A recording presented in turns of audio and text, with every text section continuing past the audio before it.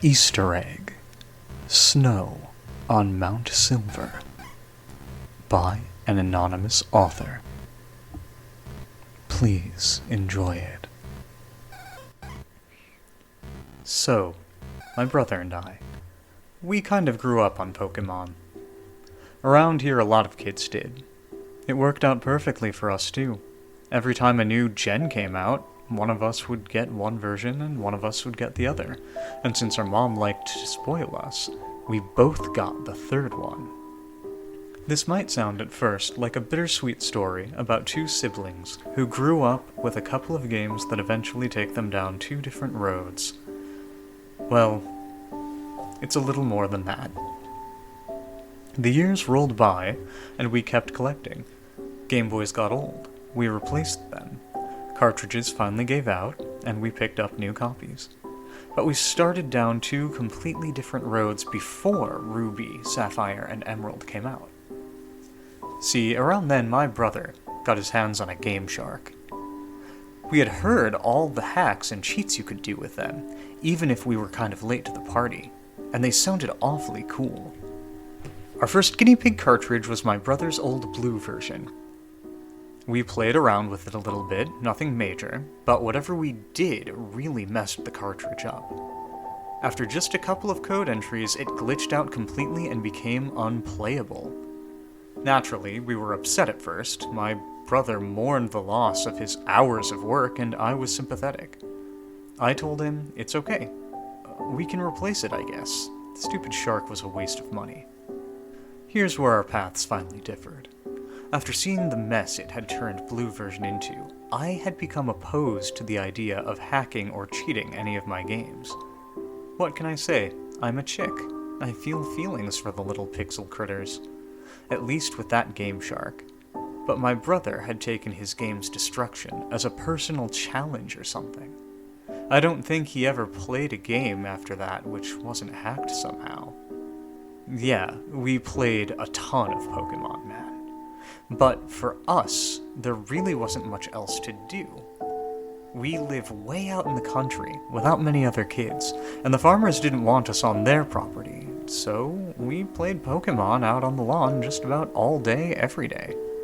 It was pretty awesome, to us at least. We lost our Game Shark when our rooms got moved around. A new addition was built onto our house, and it disappeared into the mess of crap that got stuffed into the new closet.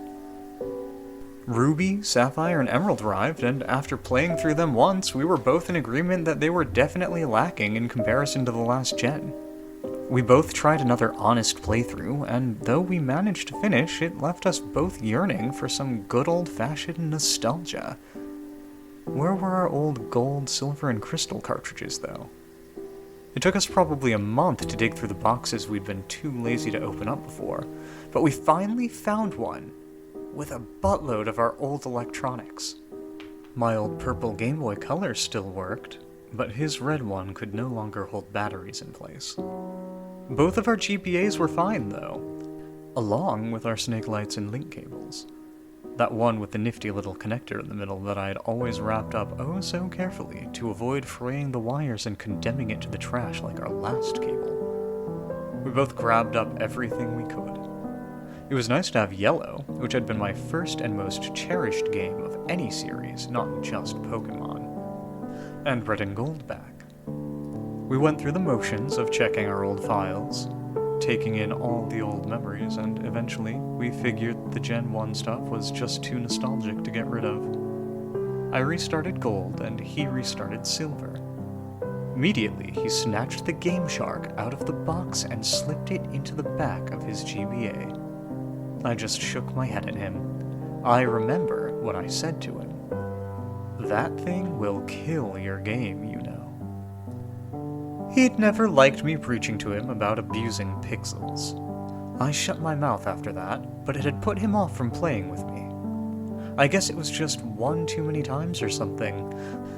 I ought to know when to keep my thoughts to myself, I suppose. It was a couple of days later that it happened. I was out on the porch, Game Boy in hand, just about to go into the Elite Four when I realized I needed a little help. My team was ill-balanced thanks to my playing through for leisure, and at the time I was no great trainer that could pull off gimmick runs. I knew that my brother had been 2 badges ahead of me when we'd last checked with one another, so I was hoping maybe he'd let me borrow a Pokemon or two just for this run-through. Now, the thing is that I'd spent the last 24 hours at a friend's place. I had literally just come home, dumped my bag in my room, and crept out into the sun with my GBA to play. I had no idea what he'd been up to. For all I knew, he was done with the game and on to a new one, which I figured was all the better for me since he wouldn't need those Pokemon and I'd stand a better chance of nicking a few. So I got up and went into the house, and when I was crossing the living room I noticed all of his Pokemon games lying on the floor. Some of the cartridges had been mangled, like they'd been hacked at with something sharp. Even his old blue version, long dead and too sentimental to throw away, was lying with its plastic cut ragged, split almost halfway up one side. Completely unusable anymore, even if it would have worked. I was a little scared. This had to have happened this morning. Otherwise, our mom would have seen, and they wouldn't be lying on the carpet. Tucking my GBA into my pocket, I crept over to his room and found the door unlocked. Somehow that was even more concerning. I walked in and found my brother sitting on the edge of his bed. His GBA was in pieces on the floor at his feet, smashed to bits. Next to him on the bed was a hammer and our mother's gardening scissors. His face was paler than I'd ever seen it, whiter than the time we'd gone corning and the old guy up the street, legally blind and a raving nutcase, had come and chased us into the trees with a shotgun. It was now I also noticed the Game Shark on the ground and a silver cartridge corner poking out from under his bed. Somehow, they had been spared the wrath of the hammer. "Are you okay?" I asked. I remember the chills that ran through me. He was my little brother. Seeing him like this was horrifying. It was awful, I remember him rasping, and the way his voice rattled made my knees weak. Oh God, white everywhere, and then black. I remember running over and hugging him, and I remember his limp arm fell and brushed the Game Boy in my pocket, and his sudden scream right in my ear making me jump and bite my tongue by accident. He ripped the handheld from my pocket and hurled it at the far wall. I cried out at the dent the plastic system made there, running over to collect it. The screen had gone dark, and though I feared the worst when I flicked the switch, it powered up normally. I waited there in the corner, trying to pretend the GBA mattered enough not to go and run for our mom. The volume was on. The Pokemon theme started up, and he screamed again, picking up the hammer. This time I screamed too, and ran from the room with my GBA clutched to my chest like a shield. He ended up in the psych ward of the hospital for 2 days. When I went to visit him, I left my GBA at home. No one could figure out what had set off his strange, manic behavior. There was some talk that I didn't understand at the time about some kind of disorder he may or may not have had, and even though Mom and I had collected and brought in all the cut-up cartridges to be looked at, Mom's idea, not mine, no one had even thought to tie it back to the game. Maybe that was my fault. I hadn't said a word about what had happened when he accidentally touched my Game Boy or the blind white terror he had been thrown into when the music had started. On my last visit to the hospital before school on the second day, I was left alone in the room with him while Mom had some private talk with the doctor about precautions to take should this happen again. I sat in a chair next to the bed where he was staring at the ceiling, but then suddenly he sat up, making me flinch. "Hey," he told me, "Angie, go to my room when you get home." I didn't understand what he meant, and then I remembered the things we hadn't packed up and brought in. The game and the hacking tool under his bed. Get rid of them. I don't ever want to play with them ever again. His voice was so weary and desperate. He sounded like an old man on his deathbed. My poor, damaged little brother. How could I refuse? Promise you'll get rid of them. Okay. I promise. I was carted off to school late, and through the whole day, I only had my promise to him in my head. I didn't know it at the time, but this would be the last time that I could ever play the big sister role and help him out. I just had to get home and get rid of that game. But as the day went on, a sick curiosity started to go through my own head. What could possibly have happened to that game that scared him so badly? I was scared myself, but I had to know. I had to. I got home and went right into his room, bent on uncovering whatever horror was waiting for me.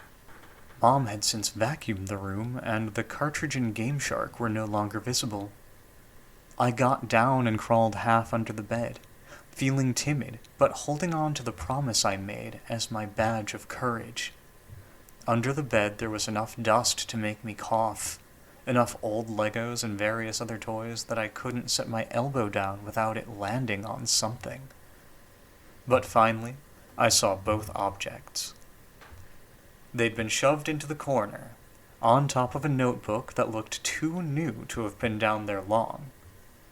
Unthinking, I grabbed the corner of the paper and dragged everything out with me, still wheezing from the dust. Allergies and all. They looked so innocent. Simple toys and a simple spiral-bound bunch of papers. When I set Silver version and the Game Shark on the floor, I took a closer look at the notebook. On it were scrawled at least 20 different cheat codes, but one had been scratched out with Sharpie over where it had initially been drawn in pen. This was confusing. He had really tried to erase it out. The marker had been pressed to the paper so hard that the ink soaked through most of the pages behind it, almost 2/3 of the way to the cardstock back cover.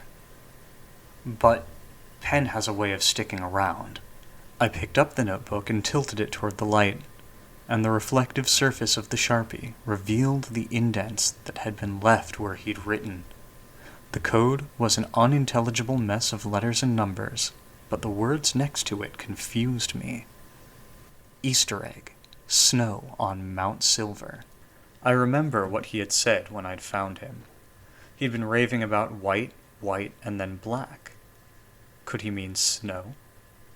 Even though it was only August and the temperature was still climbing to 90 degrees every day, a chill ran down my spine.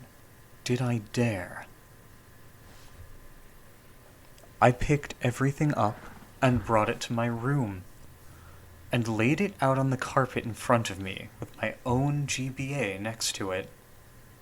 For a long time I just stared down at it, and the longer I looked, the more maniacal Lugia's face became on the sticker. Like some kind of twisted grin, like it was daring me to find out what had happened to my brother. I was a 14-year-old kid. Did I really want to tempt fate and risk ending up like him? I glared down at Lugia for a while longer. I had to see. I slid gold out of my GBA and stuck silver in its place. It took me almost 15 minutes to compose myself and turn it on. It started up normally. I left the sound on low, too afraid of what I might hear to keep it up the full way, and too curious to turn it the whole way off. The title screen was normal too.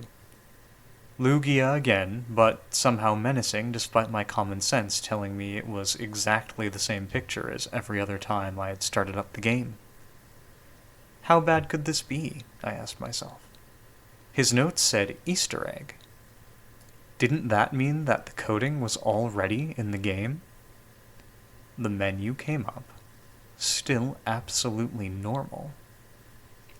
His character was Blake, with a mostly filled Pokedex, but the time was odd. 999.99. I knew he couldn't have played for that long. I had barely logged 50 hours on my own game, and I was at the Elite Four, and I was playing slowly. Probably the result of his hacking, effing up his file, I thought. Well, whatever then. The game started up. and the first thing I noticed was the prolonged black screen. It took almost a minute for anything to change, and there was no sound at all. The hairs on the back of my neck were standing up already, but it was too late to turn back. Finally, a very dim sort of map came onto the screen, but it looked like static.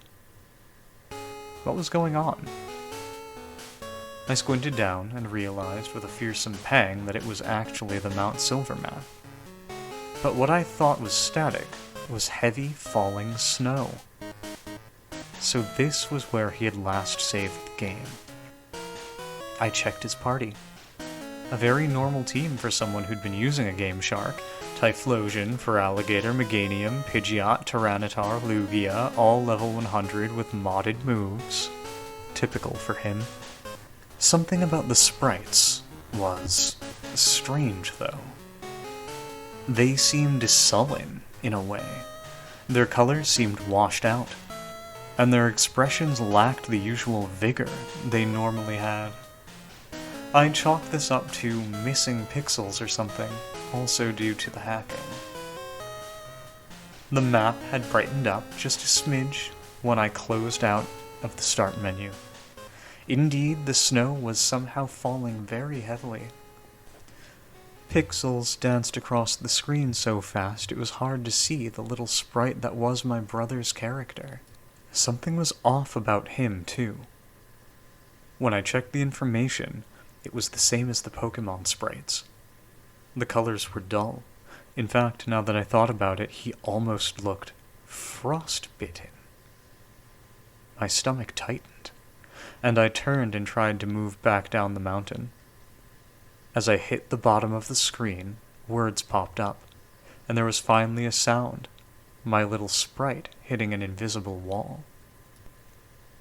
A dialog box opened. I can't turn back now. That was unsettling. I went into my Pokemon and tried to use Pidgeot's fly move. Another dialog box. I can't fly in this. Obviously referring to the snow. Forget this, I thought, going into his bag. There was an escape rope. I tried using it. I can't go back anymore, the character said. What was going on?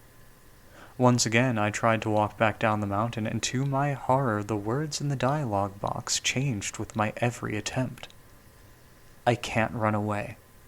I can't go back down. I can never go back.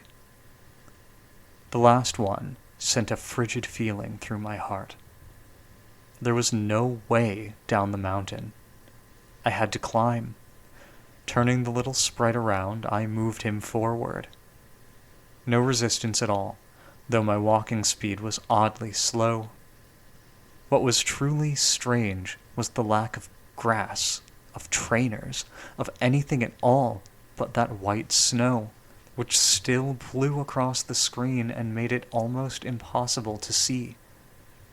As I moved further up the mountain, his walking speed became slower and slower. The static curtains of pixels grew thicker, so that I could barely make out the features of the map. But it seemed like the only way to move was straight ahead anyway. I reached what looked like a set of stairs at the very top edge of the screen. I didn't remember this being here before. As I tried to move up, the little sprite paused. "I'm cold," said the dialog box. I was getting goosebumps by now. His walking speed had become painfully slow, as if he was being impeded. Up the little staircase. More text on the screen. Meganium has died. No way, I thought. Pokemon don't die in these games. I checked my party, and was frightened and confused by what I saw. Meganium's sprite had been replaced by a red X. All of my other Pokemon sported varying degrees of damage, though I hadn't battled once. I went into my bag and found a single revive and tried to use it. "It's too late," it said. of Easter egg was this? There wasn't much else I could do.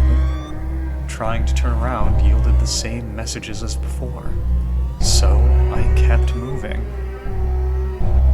Pidgeot has died. I checked again. Sure enough, there was a little red X.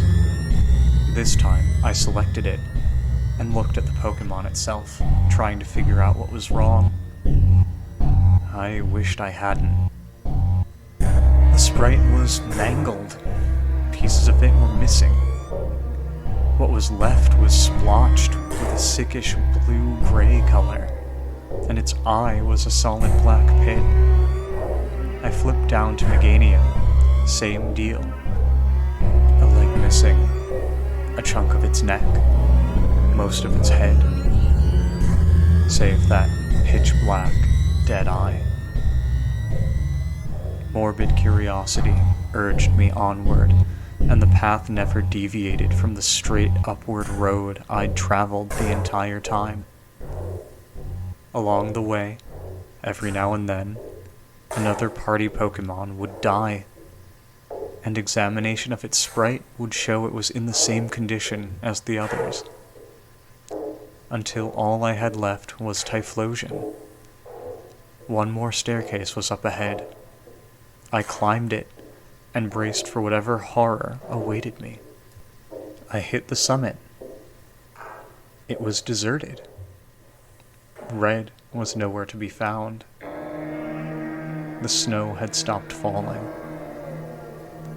In the very corner of the map was something sticking out of the snow. It looked like a Pokeball. Okay.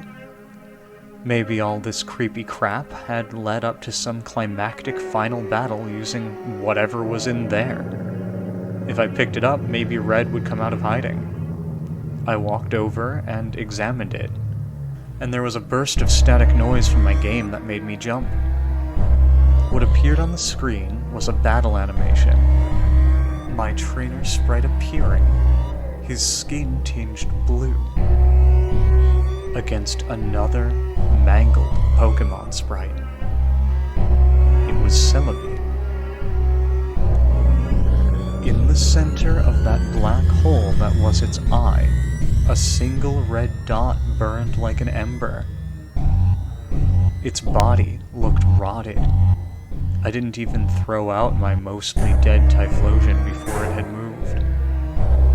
Celebi used Perish Song. A screech came out of my GBA, and I almost dropped it as the screen went white. A part of me was relieved, thinking that my final Pokemon had been KO'd and I would be transported to a Pokemon Center. But I was wrong. My sprite reappeared in what looked like a cave. Was I now inside the mountain? I checked my trainer card and felt sick. The sprite was just as mauled as the Pokemon had been. A leg gone, a single eye remaining, pitch black, and so sad looking. Tears welled up at the corner, and every color on him was replaced by those sick shades of frosty blue and gray. Every stat on the card was reduced to 0, except the time, which still read 999 hours and 99 seconds. I quickly moved back to the map. His sprite there mimicked the horror it had become on the trainer card. Pieces were missing. Everything was discolored.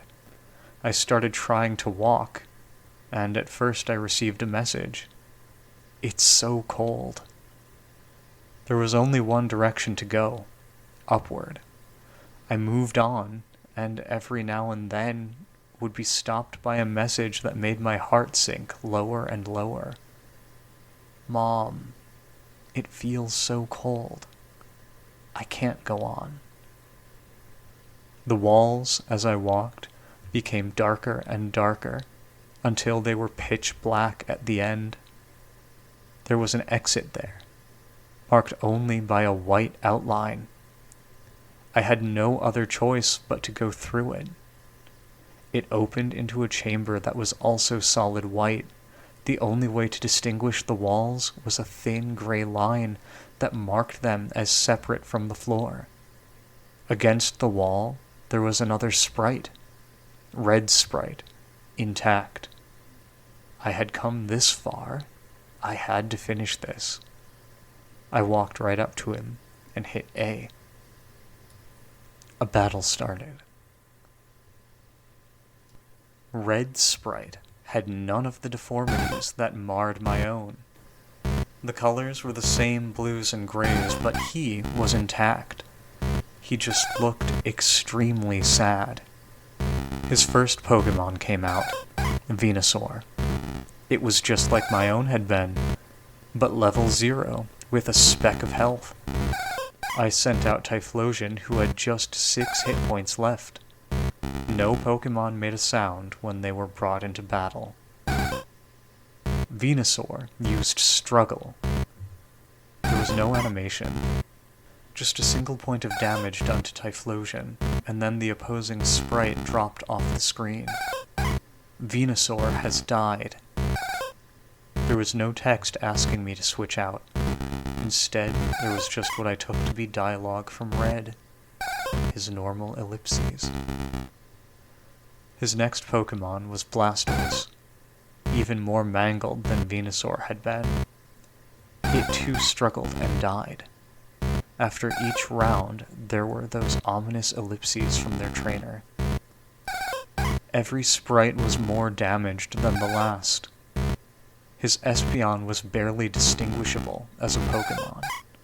I realized somewhere he was sending them all out of order, which saved one Pokemon for last. Pikachu came out, and it was grotesque. It, too, was discolored like it was frostbitten.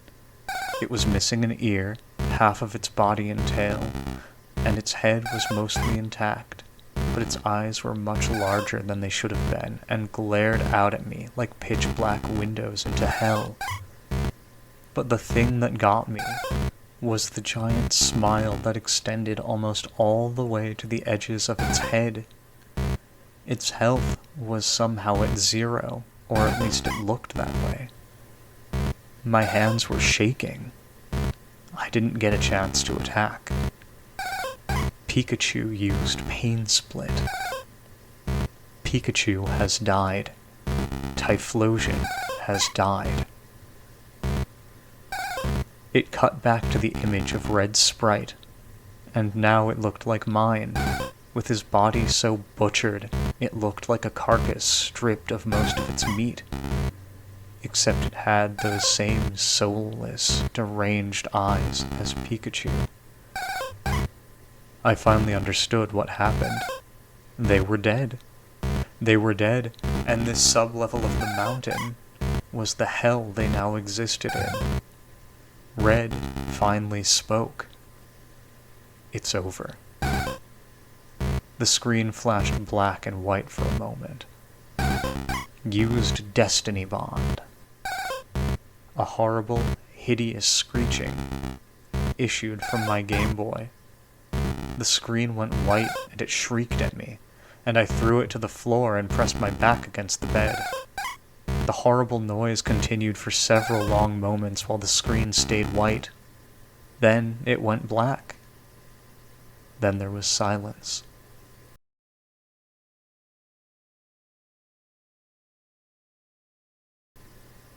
It took me a long few moments, but I eventually stood up. I took the Game Shark. I took the notebook. I took that possessed game.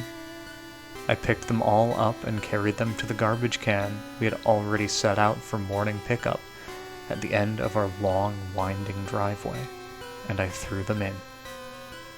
When I got back to the house, I don't know what made me do it, but I picked up Yellow version and inserted it into my Game Boy. I think it was part of me determined to make sure it hadn't somehow been tainted as well. The music started up, the game played. I turned to my Pikachu and hit A. Its smiling face greeted me with an ear twitch and a big pixelated smile. A pleasant, normal smile. I turned my game off and spent the next hour crying on the floor. My brother and I never did play Pokemon together again. He gave it up for good. I stuck to replaying my comforting, unhacked games. That winter, the snow fell thick.